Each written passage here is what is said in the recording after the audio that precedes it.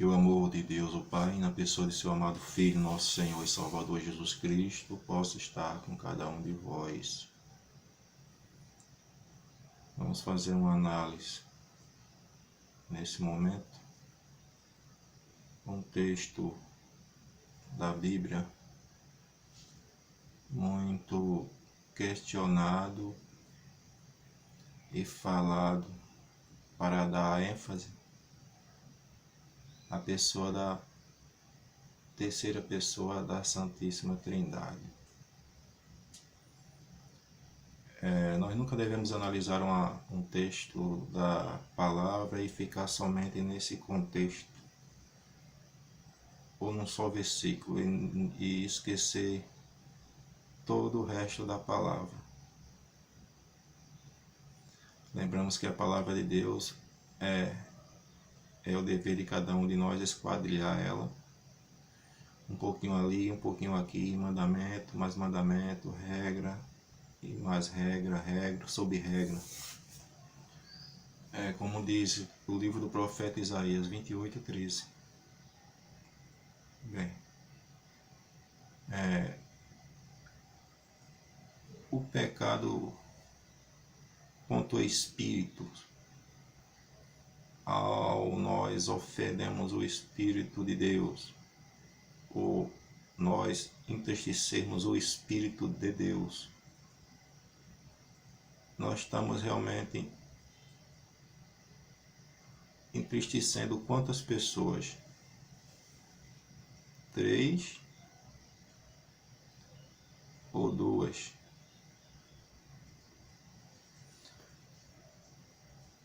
Atos 5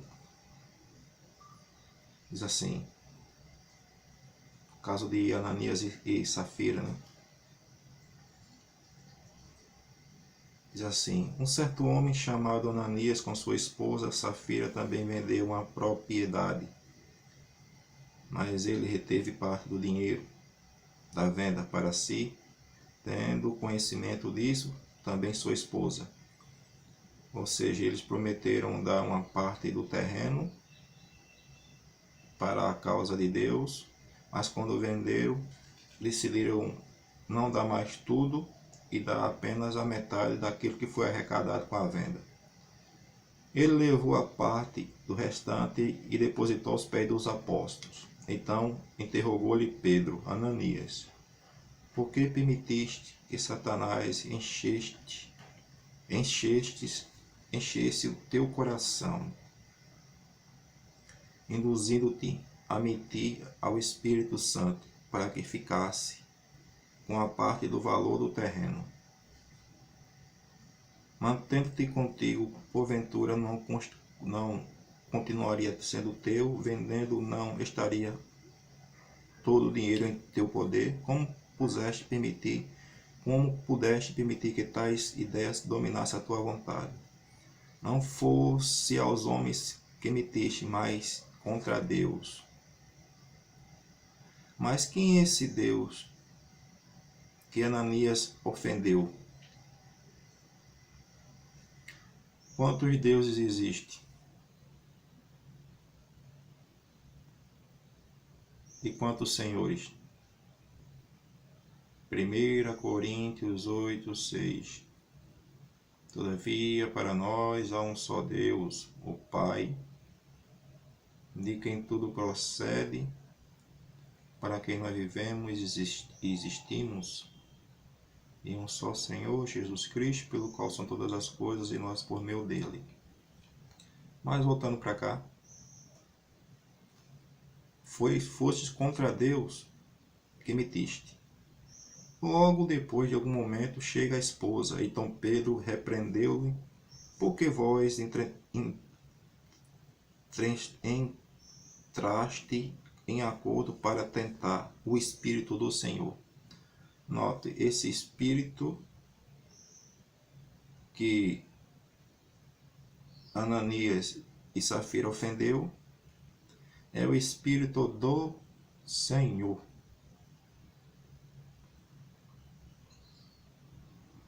Mas que Senhor esse Espírito é? Do Senhor.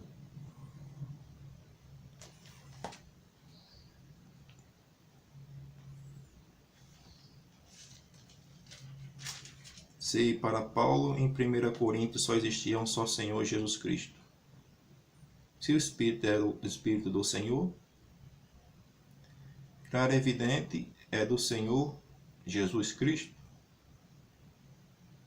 E também o Espírito de Deus. Quantas pessoas em todo o universo têm vida em si mesmo? Vida, Espírito é vida. Quantas pessoas em todo o universo compartilham o mesmo Espírito? Cristo diz lá em João 10:30, eu, como pessoa, e o meu Pai somos um. Mas Cristo aqui não inclui o Espírito como a personalidade de uma pessoa distinta dele e de seu Pai. Não.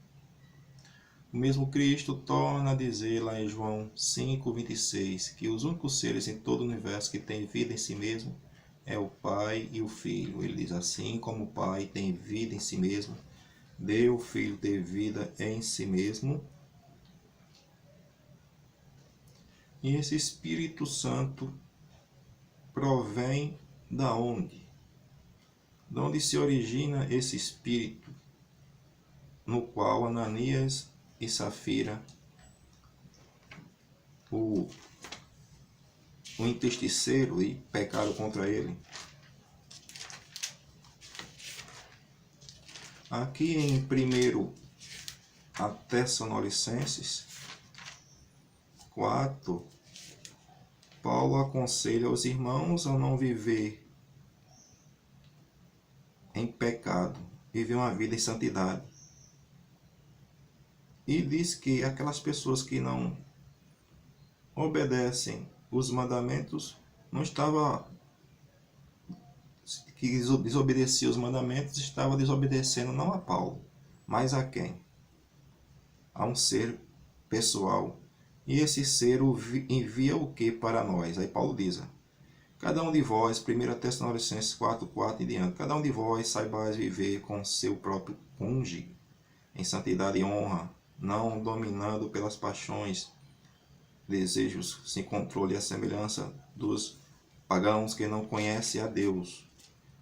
Quanto a esse assunto, ninguém seduza ou tiver proveito do seu irmão, porque o Senhor castigará todas essas práticas. Já vos advertimos com toda certeza. Pois Deus não nos convocou para a impureza, sim para a santificação. Porquanto aquele que rejeita essas orientações não está rejeitando ao homem, mas a Deus, que nos dá o seu Espírito. Então esse Espírito que Ananias ofendeu e Safira provém de Deus. Provém de Deus, sim. Mas de onde se origina esse Espírito? Ele procede de Deus. O Espírito em si não está de lá do trono, não. Ele procede de Deus. Se origina de Deus, que é a fonte de toda a vida. Esse Espírito que procede de Deus,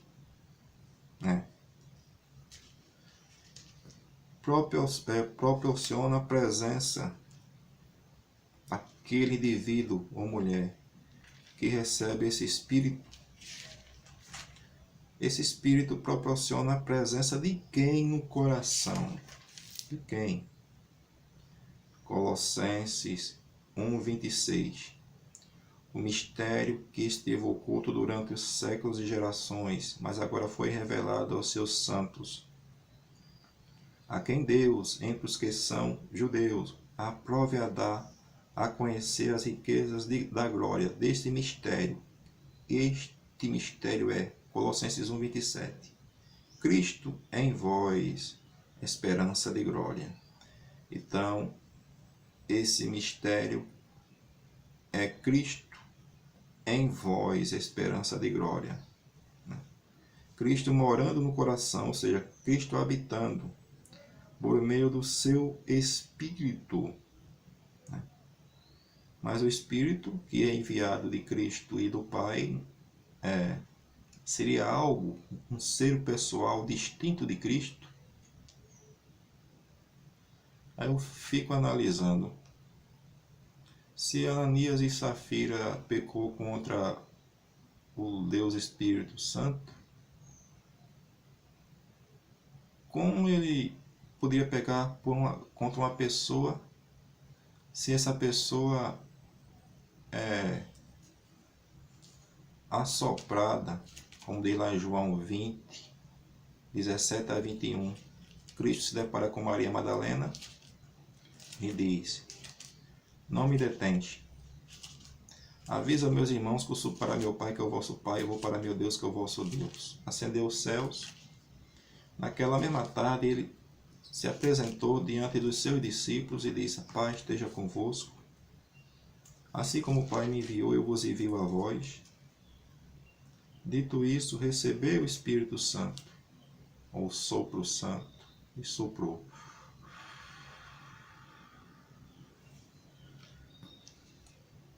Como então Ananias e Safira poderia pecar contra o ser que é derramado e só poderia vir com uma condição?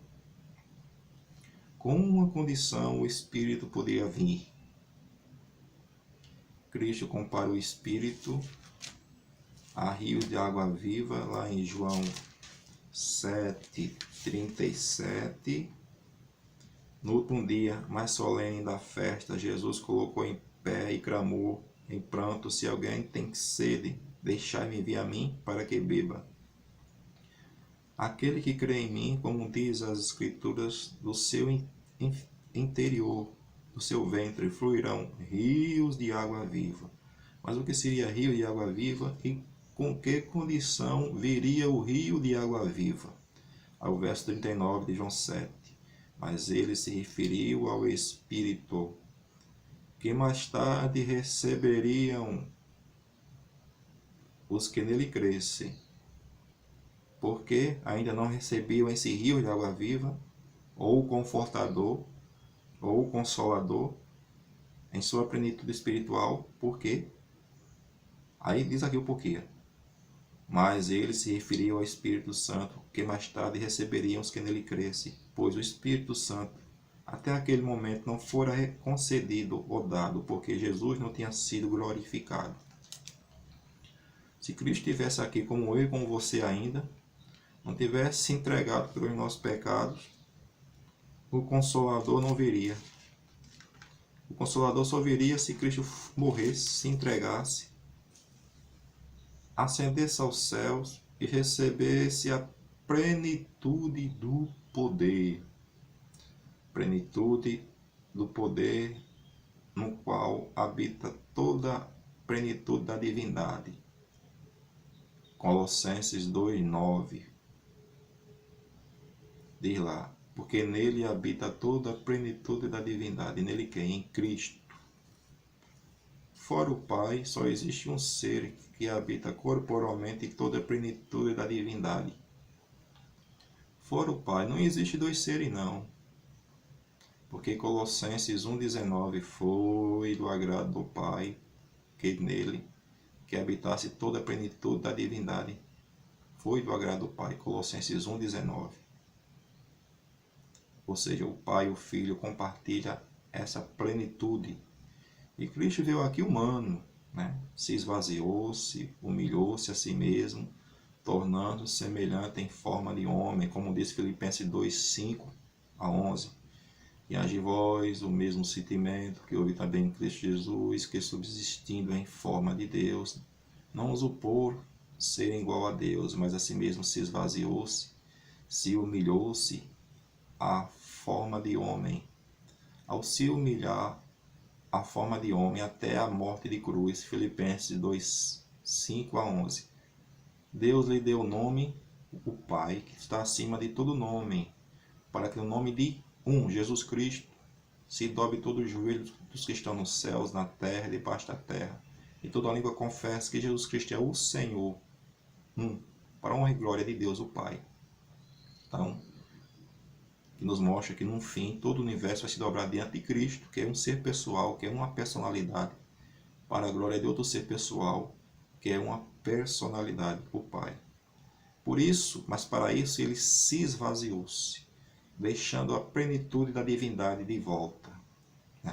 Ao andar aqui em carne, concluir assim o sacrifício expiatório perfeito. Ele prometeu o Espírito Santo, o qual só veria se ele fosse o quê? Glorificado. Morresse, ascendesse ao céu e fosse glorificado. Com aquela glória que ele compartilhava com o Pai apenas. João 17,5. Pai, glorifica teu Filho com aquela glória que eu tinha contigo antes que o mundo existisse. Ao ser glorificado, recebeu aquilo que o Pai o prometeu e distribuiu, derramando. Aí, como foi então? Como é que Ananias e Safira pecou contra um ser pessoal, se esse ser pessoal procede do Pai, o Pai dá ao Filho em abundância e é derramado, distribuído. Atos 2, 32. Deus ressuscitou a esse Jesus. Todos nós somos testemunhas desse fato. Exaltado à direita de Deus, ele recebeu do Pai o Espírito Santo prometido, derramou o que vós vedes e ouvis. Note, Cristo recebeu esse dom do Pai. O Pai, se ele tem uma forma, tem um formato, tem uma forma física, embora não se pode ver, mas ele é uma estrutura, ou seja, tem uma fisiologia, tem uma forma, né? João 5,37. O Pai que me enviou, ele mesmo testificou sobre mim. Jamais ouvistes a sua voz, nem contemplastes a sua face. João 6,47. Cristo disse: não que alguém tenha visto o Pai, a não ser aquele que vem de Deus, só ele viu o Pai. Quem unicamente poderia revelar o Pai ao mundo?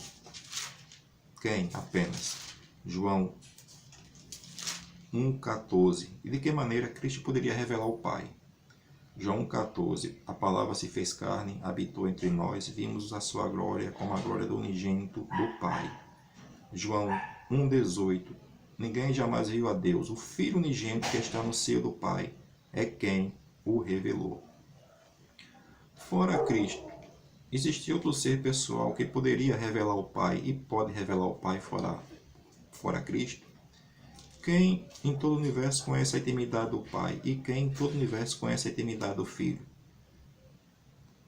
Quantas pessoas em todo o universo conhecem a intimidade do Pai e do Filho? Além do Pai e do Filho. Mateus 11, né? Graças te dou, Pai, Senhor dos céus e da terra, que ocultasse essas coisas aos sábios instruídos e revelasse aos pequeninos e humildes. Sim, ó Pai, sim, porque foi do teu agrado. Todas as coisas me foram entregues por meu Pai. Ninguém conhece o Filho no seu Pai, ninguém conhece o Pai no seu Filho, ou a quem o Filho quiser revelar.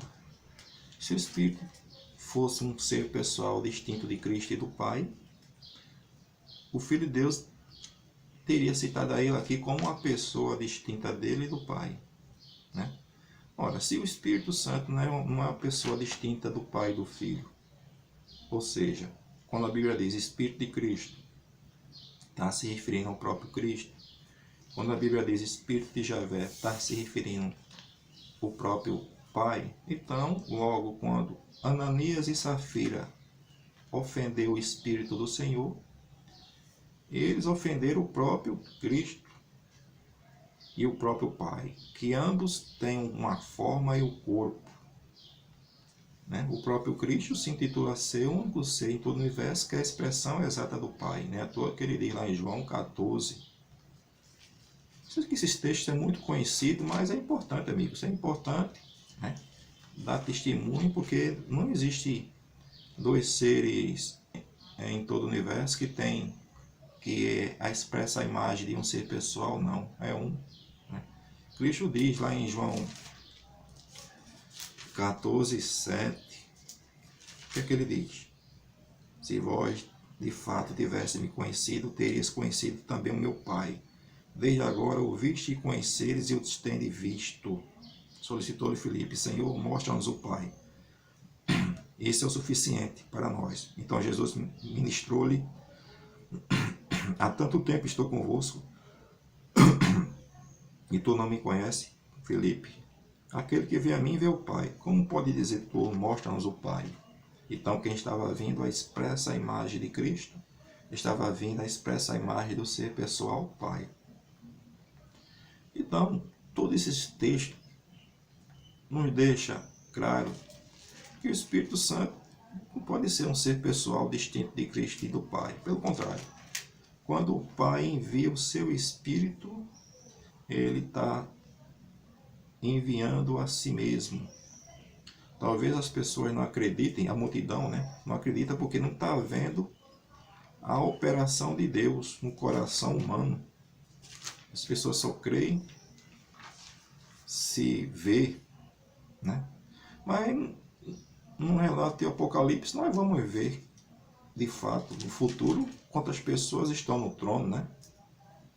Apocalipse 3:21, promessa: aquele que vencer, é o Senhor disse, ao vencedor lhe considerei que se assente comigo no meu trono, assim como eu venci, me assentei com meu Pai no seu trono. No Pai só existem dois seres pessoais, o Pai e o Filho. Embora esses seres pessoais estejam operando de uma maneira que não se possa ver hoje, e o Senhor explica essa operação do novo homem a Nicodemos, né? Em João 3, quando o Senhor diz: Jesus respondeu e declara: em verdade vos asseguro que se alguém não nascer de novo, não pode ver o reino de Deus. Nicodemos questionou: como pode um homem que nascer sendo velho? Pode todavia entrar pela segunda vez no ventre da sua mãe e nascer de novo?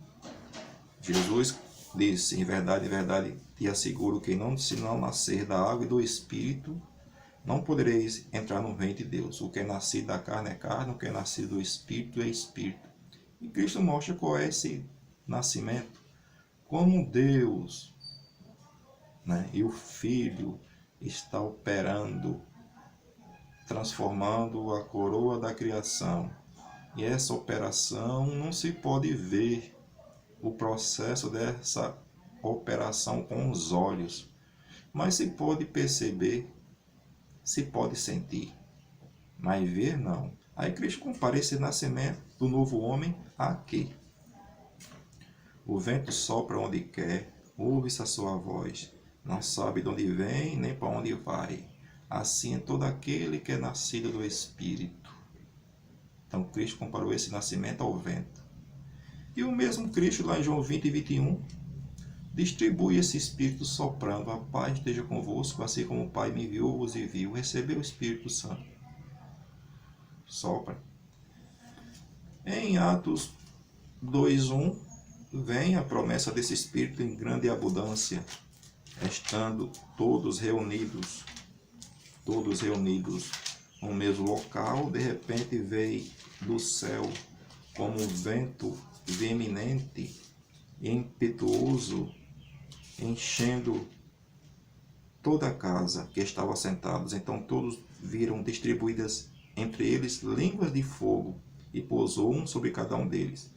E todas as pessoas ali reunidas ficaram cheias do Espírito Santo, começando a falar em outras línguas. Paulo compara esse Espírito Santo a quê? Que foi derramado. Nós podemos ver o amor. Nós podemos ver a operação do amor. Paulo compara o Espírito Santo a quê? Em Romanos 5:5. A confiança não decepciona, porque Deus derramou o seu amor em nossos corações por meio do seu Espírito Santo que Ele nos deu. Então Paulo compara o Espírito Santo ao amor de Deus, o meio pelo qual Cristo, junto com seu Pai, pode proporcionar nos nossos corações a sua presença. Aquilo que Paulo diz em Romanos 8,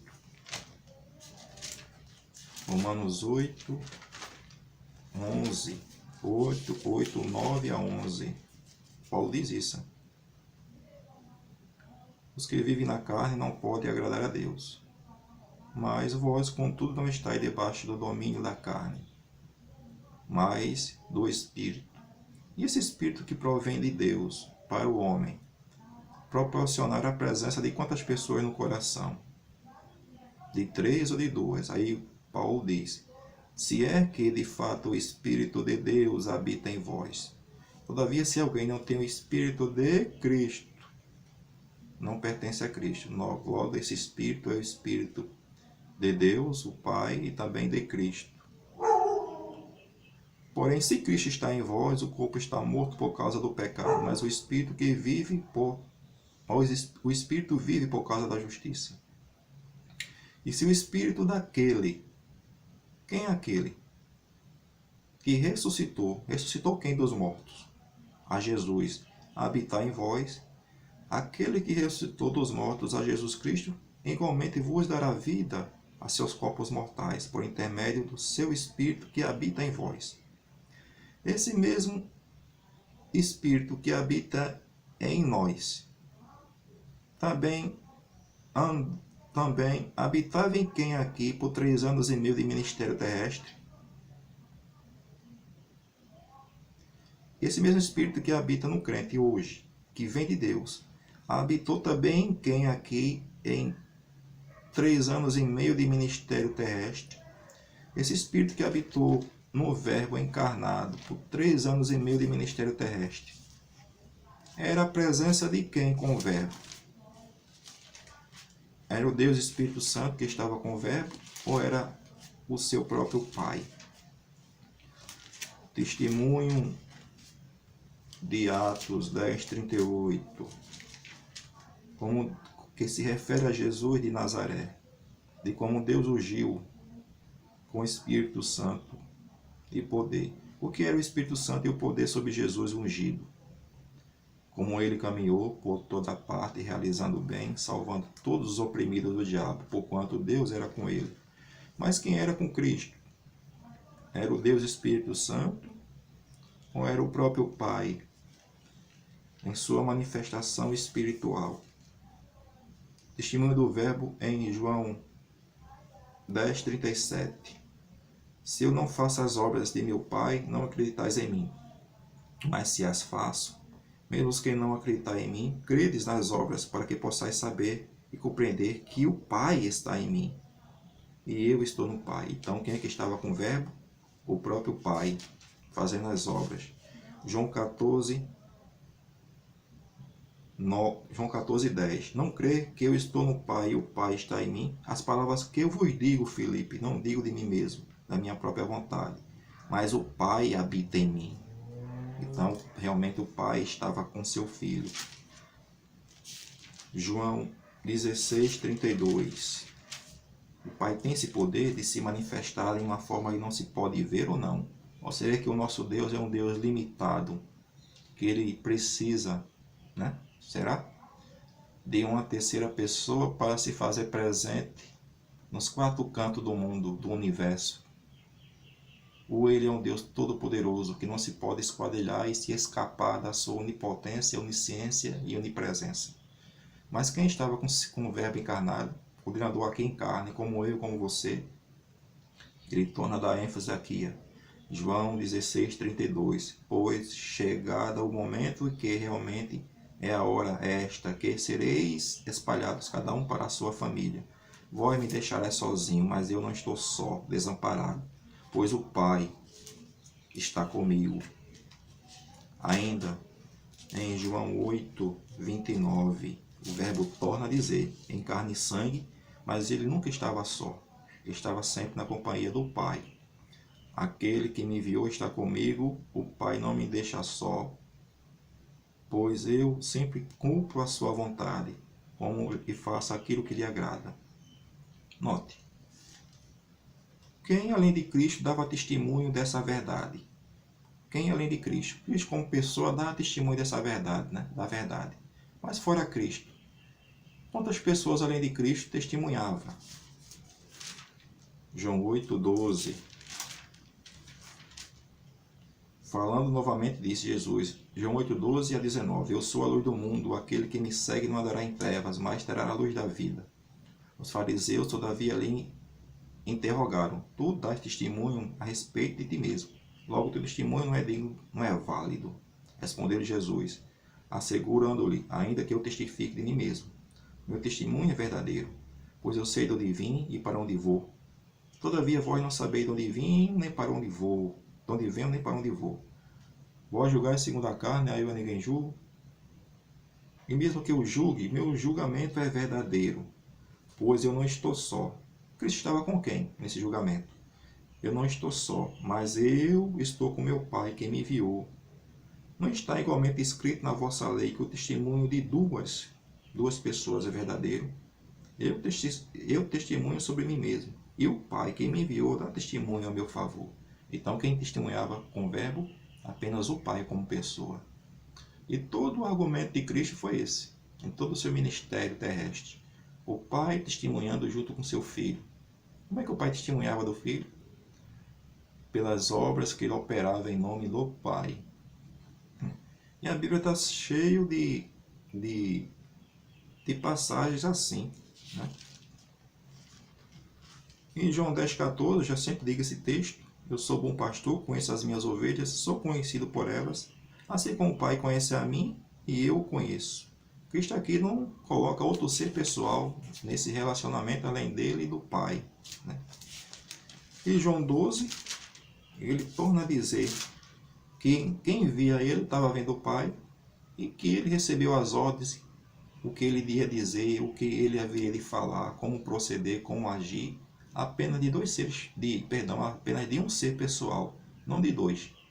Está lá em João 12, 44 a 50. Então Jesus exclamou, quem acredita em mim, não crê em mim, mas naquele que me enviou.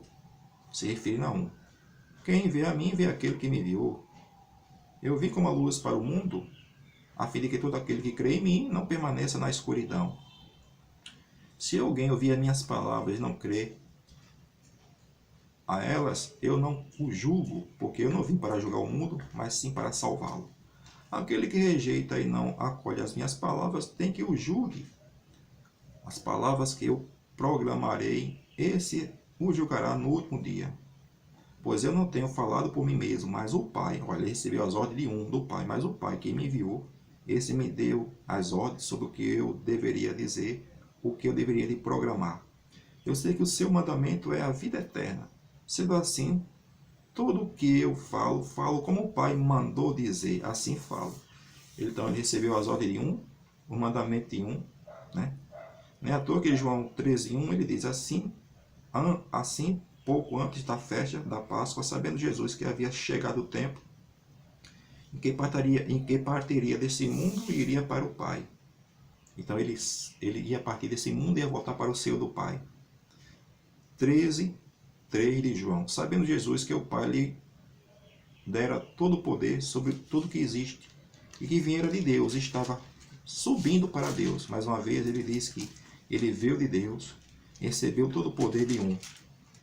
João 16, ele torna a dizer, João 16, ele torna a dizer isso, diz assim, 16:28, eu vim do Pai e entrei no mundo, agora deixo o mundo e volto para o Pai. Então os discípulos de Jesus disseram-lhe, eis que agora não falas claramente e não através de linguagem enigmática, porque até ali Cristo estava falando por enigmas.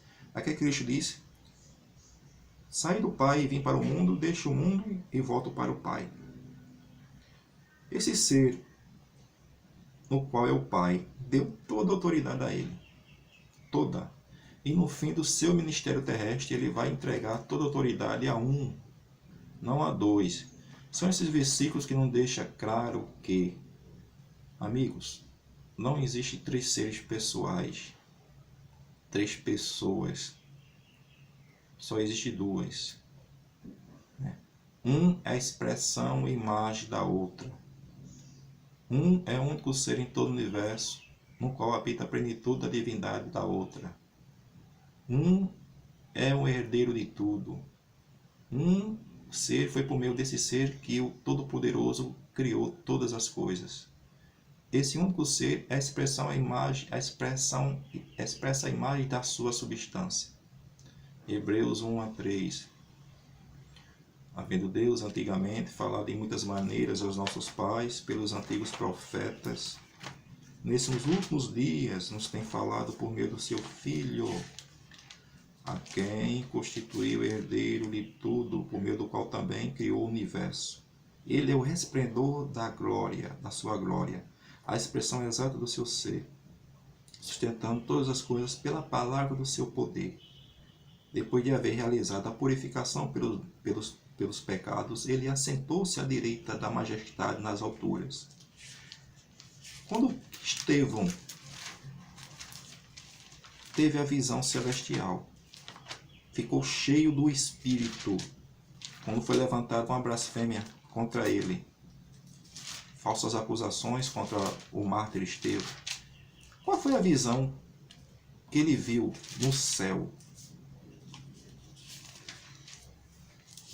Atos 7:54. Ao ouvir tais palavras, grandemente se lhe ofereceu, endureceu-lhe o coração e rilhavam os dentes contra Estevão. A multidão estava tão irada com as verdades cortantes de Estevão que ficaram indignadas com ele. Contudo, Estevão, cheio do Espírito Santo, veja, cheio. A pessoa pode ficar cheia de uma terceira pessoa, cheio do Espírito Santo. Ergueu seus olhos em direção ao céu e contemplou a glória de Deus, e Jesus em pé à direita de Deus. Veja, ele viu, a última cena da vida de Estevão foi olhar para o céu e ver dois seres pessoais, o Filho de Deus, né, já glorificado, à direita do Todo-Poderoso. Né? Estevão viu duas pessoas, dois seres pessoais, que tem uma forma. Né? Ali foi o último momento que ele viu e foi apedrejado e morreu. E orou para que o Senhor recebesse o seu Espírito. Nota. Interessante que esse mesmo Espírito, a ação desse Espírito, era manifesta no passado. Com uma terceira pessoa pode ser dividido. Nos dias de Moisés, lá em Números 11, o povo pediu carne para comer, saudade da panelada de carne do Egito. E Moisés começou a se lamentar, porque o povo questionou a Moisés, quem nos dera comer carne.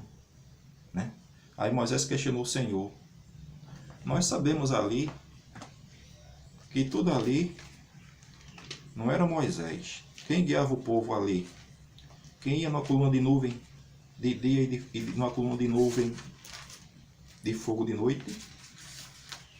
O que é que Javé disse a Moisés? 23 de Êxodo 20. Eis que envio o meu anjo à frente de ti, para que te guarde pelo caminho e te conduza ao lugar que tenho preparado para ti. Respeita a sua presença, ouve a sua voz, não seja rebelde, porque não perdoará a vossa transgressão, porquanto nele está o meu nome. Então esse ser não era um ser qualquer. Nele estava o nome do Pai. Mas se escutares fielmente a sua voz, fizeres tudo o que eu te disser, então sereis inimigo dos teus inimigos, adversário dos teus adversários. Esse mesmo ser que ia com Moisés na coluna de nuvem e de fogo, foi com quem ali de Moisés quando Moisés morreu? Quem apareceu diante de Josué? Em Josué 5:13. Encontrando-se Josué já nas proximidades de Jericó, de repente, ao olhar para cima, viu um homem em pé, empunhando a espada. Aproximou-se dele e perguntou-lhe: És tu dos nossos ou dos nossos adversários? Então o homem lhe afirmou: Não, sou dos teus, nem sou contra ti. Venho agora com uma responsabilidade de comandante dos exércitos do Senhor. Então Josué prostou-se com seu rosto e o adorou. Em sinal de reverência, ele interrogou: que diz o Senhor, meu servo? Disse o chefe dos exércitos do Senhor, ou príncipe dos exércitos do Senhor. Tem Bíblias que diz príncipe. O chefe dos exércitos do Senhor disse a Javé: descansa tuas sandálias, porque o lugar que tu estás pisando é terra santa. Nota, o mesmo ser que ia com Moisés era o mesmo que ia com Josué. Mas voltando para Números 11, no dia de Moisés, Moisés questionou o Senhor: Senhor, de onde vou tirar carne para dar a esse povo? É uma grande multidão aqui. Eu não dei a luz a esse povo. Estou só resumindo. Eu não dei a luz a esse povo, não gerei esse povo para carregar tamanho fardo. Eu não posso mais carregar essa responsabilidade. Só. Está lá em Números 11, 16 a 25. Qual foi a atitude do Senhor quando Moisés se queixou do fardo? 11:16. Então falou o Senhor, respondeu-lhe a Moisés: reúne 70 sábios, anciãos de Israel, que tu sabes serem autoridades e escribas entre o povo. Tu os levarás à tenda do encontro, onde permanecerão contigo. Diz o Senhor, eu descerei para falar contigo e os abençoarei. Como é que o Senhor ia abençoar aqueles anciãos, aqueles 70 anciãos? De que forma? Aí diz aqui, tomando uma parte de quê? De Moisés. Moisés era cheio de quê? Tomando uma parte do Espírito que está sobre ti, colocando sobre eles, e assim levarão contigo toda a carga e a responsabilidade em relação ao povo de Israel. E tu não mais levarás sozinho. E o Senhor agiu? Sim. Dessa maneira? Sim. Números 11:25. O Senhor desceu, O Senhor desceu numa nuvem. Não é que o povo hebreu viu a face do Senhor, não. O Senhor Jesus Cristo glorificado desceu numa coluna de nuvem que impedia que a glória do Senhor fosse manifestada, a forma física, não por via a forma de Cristo. Não. Apenas um ali na multidão via a forma de Cristo e falava com Cristo face a face. Isso é o próprio Moisés. Números 12, está aqui, Número 12, onde ele repreende Arão e Miriam. Ele diz assim, Número 12, 6. Então o Senhor disse: ouvi as minhas palavras. Quando houver entre vós profeta, eu, o Eterno, me faço conhecer a eles por meio de visões. Falo em sonhos. Contudo, não é assim que procede com meu servo Moisés, que é fiel em toda a minha casa. Com ele converso face a face, claramente, não por enigmas ou por parábolas. A ele foi revelada a forma do Senhor. Então Cristo se revelava-se a Moisés. Moisés viu a forma do Filho de Deus, mas a forma do Pai não. Mas justamente esse mesmo Senhor desceu e agiu como? Eu volto para Números 11, 25. O Senhor desceu numa nuvem, falou a Moisés, tomou do Espírito que parava sobre Moisés e colocou sobre 70 autoridades. Assim que o Espírito veio sobre essas pessoas, profetizaram, porém nunca mais tornaram a fazê-lo. Veja, como uma terceira pessoa pode ser dividida, Porque aqui diz aqui que o Espírito foi tirado uma parte de Moisés e derramado, depositado sobre os 70 anciãos. Também esse mesmo Espírito, você encontra relatos como a mão do Senhor veio sobre Eliseu, como também o poder de Javé é derramado sobre Elias, aqui como diz em 1 Reis 18, 46, que diz aqui, quando Elias vence os profetas de Baal. Então o poder de Javé, tem versões como essa diz, então o poder de Javé derramou-se sobre Elias. Mas se Paulo pregava um só Senhor e um só Deus, 1 Coríntios 8,6, todavia para nós há um só Deus, o Pai, de quem tudo procede, para que nós vivemos e existimos, e um só Senhor, Jesus Cristo, pelo qual são todas as coisas, e nós por meio dele. Paulo pregava um só Deus, o Pai, e um só Senhor. Esse Pai tem uma forma, tem um corpo. Esse Senhor também, que é Jesus, tem um corpo e tem uma forma, né? E essa forma, esse corpo é composto de um espírito. Quem era o espírito em Paulo? Era a presença de quem? De outro ser pessoal ou do próprio Senhor manifesto em Paulo? 2 Coríntios 4:5. Pois nós não pregamos a nós mesmos, mas a Jesus Cristo, o Senhor. E o Espírito é algo diferente do Senhor ou o próprio Senhor Jesus? 2 Coríntios 3,17. O Senhor é o Espírito, e onde quer que o Espírito esteja, ali a liberdade. Mas todos nós que com a face descoberta contemplamos como por meio de um material espelhado a glória do Senhor, conforme a sua imagem estamos sendo transformados. Com a glória crescente na mesma imagem que vem do Senhor, que é o Espírito. Paulo compara o Espírito Santo, o teu reflexo no espelho. Quando tu olha para o espelho, tu vê quem além de ti? O teu próprio reflexo. Assim o Espírito de Cristo, no qual é soprado de dentro das entranhas do Senhor, lá em João 20:21. Onde o próprio Filho de Deus diz: a paz esteja convosco, assim como o Pai me enviou, eu vos envio a vós. Recebeu o Espírito Santo e sopra. Que o amor de Deus o Pai, na pessoa de seu amado Filho, nosso Senhor e Salvador Jesus Cristo, possa estar com cada um de vós. Examinai vós mesmo o que é a verdade. Está o livro que vai nos julgar naquele dia. Fica na companhia do Pai e do Filho. Deus vos possa abençoar e possa dar a cada um de vós entendimento para buscar o que é a verdade.